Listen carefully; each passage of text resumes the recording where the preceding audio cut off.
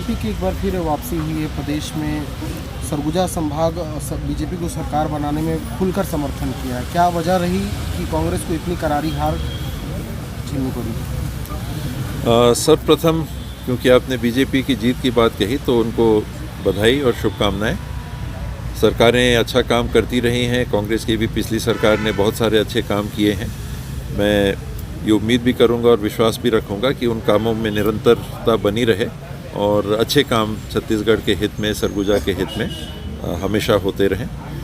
हार जीत का सवाल है, बहुत सारे बिंदु रहते हैं इसमें, कई कारण बन जाते हैं और अप्रत्याशित सा परिणाम छत्तीसगढ़ में पिछले बार भी सरगुजा संभाग से आया था और अब की ठीक उलट अकल्पनीय 14 से 14 सीट भारतीय जनता पार्टी जीती है, तो उनको बधाई, उसके लिए तो बधाई, लेकिन अप्रत्याशित सर। कड़े मुकाबले की भी 94 वोट से आप भी हार गए। वो कमियां कहाँ रह गई जहाँ पे आपको जनता ने मैंडेट नहीं दिया? कमी मुझ में, मेरे में कोई ना कोई ऐसी बात है या रही होगी जिस कारण से लोगों ने मुझे नहीं अपनाया, इस चुनाव में नहीं अपनाया और मैं जनमत का संपूर्ण आदर करते हुए उसे स्वीकार करता हूं और प्रयास करूंगा कि जो भी मेरे से कमियां रह गई हों, गलतियां हुई होंगी, मैं उनको दूर करने के लिए आने वाले समय में हर संभव प्रयास करता रहूँगा। जिम्मेदारी आप किसकी मानते हैं इस हार को लेकर? मेरी। मैं हारा हूँ तो मेरी जिम्मेदारी मेरी। प्रदेश में दूसरे के ऊपर बात कभी नहीं रखनी चाहिए। जब आदमी खेलने जाता है तो वो विकेट खराब है, बॉल ऐसी हो गई, ये बात नहीं होना। खेलना आपको है, आप आउट हो गए तो उसको स्वीकारिए कि अगले बार जो गलती हुई उसको नहीं दोहराएं। चुनाव से पहले आपने कहा था कि ये मेरा आखिरी चुनाव रहेगा और मैं चुनाव नहीं लड़ूंगा, तो वो निर्णय पे आप कायम रहेंगे या फिर कुछ और?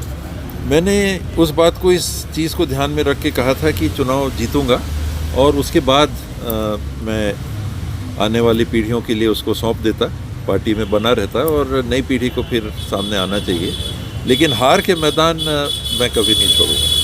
हारा हूँ तो 5 साल पूरा प्रयास करूँगा, क्षेत्र में लोगों से संपर्क बनाने की कोशिश करता रहूँगा, लोगों के बीच में रहूँगा, उनके लिए जो भी पहल कर सकता हूँ, जैसा वो चाहेंगे मैं करता रहूँगा। लोकसभा चुनाव नज़दीक है तो क्या माना जाए, एक बार किसी जनरल सीट से आप संसदीय लड़ने का पसंद करेंगे या फिर? मैं विधानसभा में ही रहना चाहूँगा। आखिरी सवाल बाबा, सीएम आपको लगता है किसको होना चाहिए भाजपा की ओर से? है उनकी बात, जो नाम चल रहे हैं स्वाभाविक तौर पे 3 बार के मुख्यमंत्री रमन सिंह जी हैं और टिकट के बंटवारे में भी ये चर्चा थी कि उनकी राय ज़्यादा चली और जीत के आए हैं तो उनका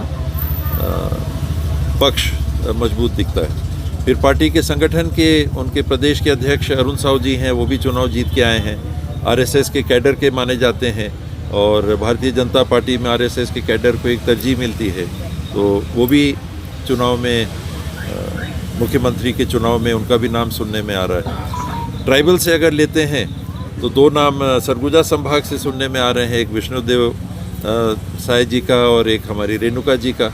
तो हमारे बीच की हैं, सरगुजा की हैं, सरगुजा लोकसभा की भी हैं, महिला भी हैं, जीत के भी आई हैं, अनुभव भी है, मंत्री के रूप में भी काम किया, उनको भी मौका मिल जाएगा तो मुझे व्यक्तिगत तौर पे भी खुशी होगी कि अपने बीच से मुख्यमंत्री बन गए।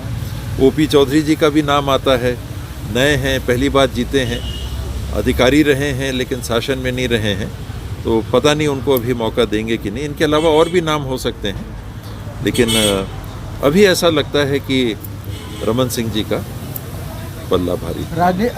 राजनीति को हटा दें, अगर आप नागरिक के तौर पर आप बात करेंगे तो आपकी क्या पसंद रहेगी? रमन सिंह या रेणुका सिंह?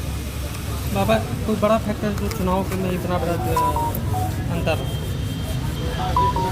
इसमें जो विश्लेषण मैं अभी देख रहा हूँ, कांग्रेस का वोट शेयर घटा नहीं और भाजपा का वोट शेयर 14% बढ़ गया। ये पिछले 10, 12, 15 चुनाव में मैंने नहीं देखा इतना ज़्यादा अंतर। तो कांग्रेस ने कुछ बहुत गलत नहीं किया, लेकिन भाजपा ने कुछ अच्छा कर दिया। वो देखना पड़ेगा कि क्या वो कर गए जो हम नहीं कर पाए। हमने जो किया, हमको पब्लिक ने स्थिर रखा, वोट शेयर हमारा 42-43% पे कायम है। लेकिन भाजपा 32 से 46 पहुंच गई। 14% वोट शेयर 5 साल के अंदर बढ़ना बहुत बड़ी बात होती है।